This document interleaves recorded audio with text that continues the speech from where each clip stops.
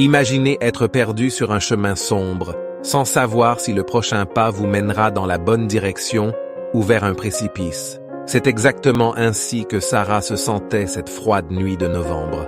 Les larmes coulant sur ses joues, elle leva les yeux vers le ciel et, dans un murmure désespéré, implora une réponse. « Dieu, suis-je sur le bon chemin? J'ai besoin d'un signe. » Le sentiment de vide qui la consumait grandissait depuis des mois. Rien ne semblait fonctionner. Son travail stagnait, sa relation s'effondrait et la santé de sa mère se détériorait de jour en jour. Sarah se trouvait à une croisée des chemins émotionnels et spirituels sans savoir quelle direction prendre. La quête d'un signe divin n'était pas un caprice, mais un besoin urgent de confirmer qu'il y avait encore un but à sa vie. Ces derniers mois, Sarah avait traversé de nombreux moments d'incertitude. Le sentiment de solitude s'intensifiait et sa connexion avec Dieu semblait s'affaiblir jour après jour.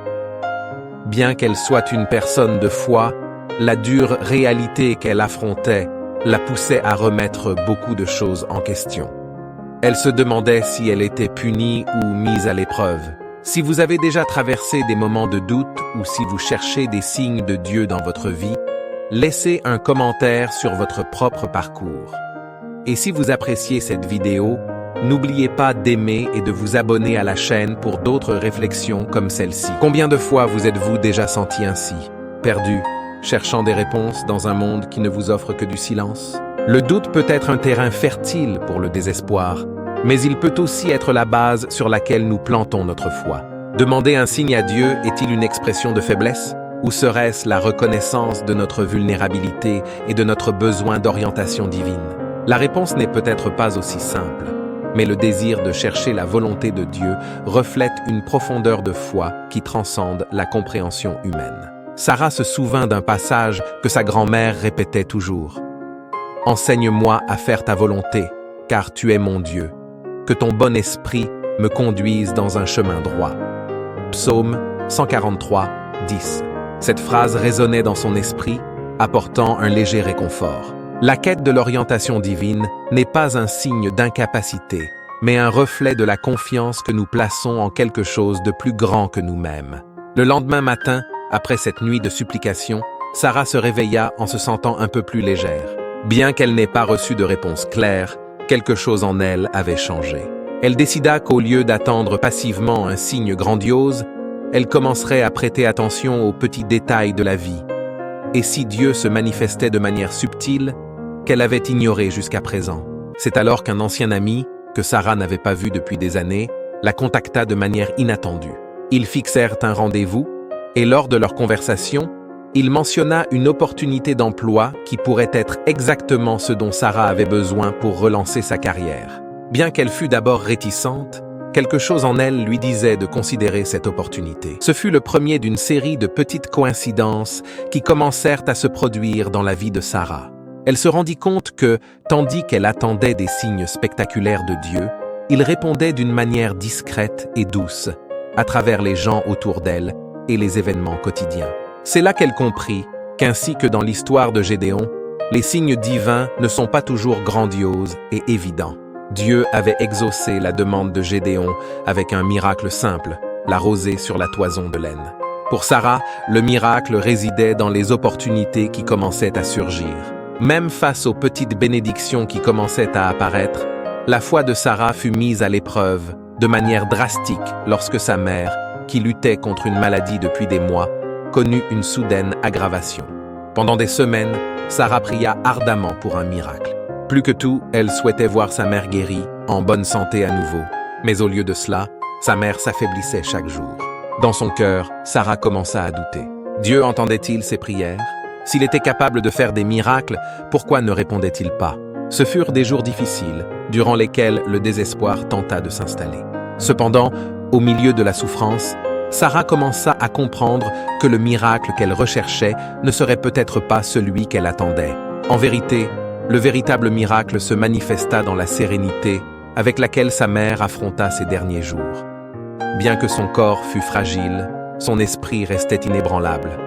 Lors de l'un de leurs derniers moments ensemble, sa mère lui tint la main et lui dit « Dieu a déjà répondu à nos prières, ma fille. Il m'a donné la paix. Sarah pleura, non de tristesse, mais parce qu'elle comprit enfin que Dieu avait été présent tout ce temps. Le miracle qu'elle cherchait ne résidait pas dans la guérison physique de sa mère, mais dans la paix spirituelle qui les enveloppait. Dieu répond-il vraiment à nos prières, même lorsque le résultat n'est pas celui que nous espérons? Sarah savait désormais que oui. La réponse divine n'arrive pas toujours comme nous l'imaginons, mais elle arrive toujours, d'une manière ou d'une autre. Avec le départ de sa mère, Sarah entama un nouveau chapitre de sa vie. C'était comme si un voile avait été levé, et elle voyait désormais la vie avec d'autres yeux. La douleur de la perte était toujours présente, mais avec elle venait une compréhension plus profonde du temps de Dieu. Sarah commença à réfléchir au silence qu'elle avait souvent ressenti dans ses prières. En de nombreuses occasions, il semblait que Dieu ne l'écoutait pas, qu'il l'avait abandonnée. Mais maintenant, avec la clarté que l'expérience lui avait apportée, elle comprenait que le silence de Dieu ne signifiait pas son absence. Tout comme Jésus, dans le jardin de Gethsémani, pria pour que la coupe de souffrance lui soit épargnée, mais finit par accepter la volonté du Père, Sarah apprit également à faire confiance au plan divin, même lorsque ces plans incluaient la douleur. Cette guérison fut progressive, et Sarah réalisa que bien que les réponses de Dieu ne soient pas toujours immédiates, il était présent dans chaque détail de sa vie. Le silence, comprit-elle, était une invitation à la confiance. L'absence de réponse claire ne signifiait pas l'absence d'action divine, mais un appel à approfondir sa foi. Elle commença à prier plus souvent, mais cette fois, ses prières étaient différentes. Au lieu de demander des solutions, des changements concrets et rapides, elle priait pour la patience, la force et le discernement. Plutôt que d'attendre que Dieu agisse selon sa volonté, Sarah commença à aligner son cœur sur les plans divins.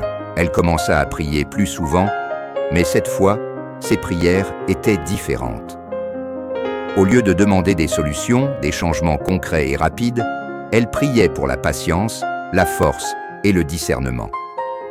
Plutôt que d'attendre que Dieu agisse selon sa volonté, Sarah commença à aligner son cœur sur les plans divins.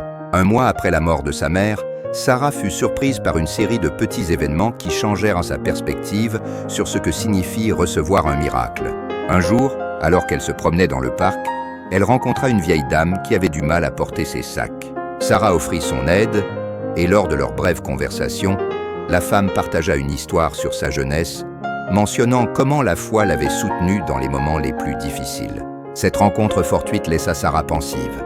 Elle se rendit compte que, souvent, nous attendons que les miracles de Dieu se manifestent sous forme d'événements spectaculaires, mais que les véritables miracles se trouvent dans les petites interactions, les gentillesses inattendues et les moments de connexion humaine.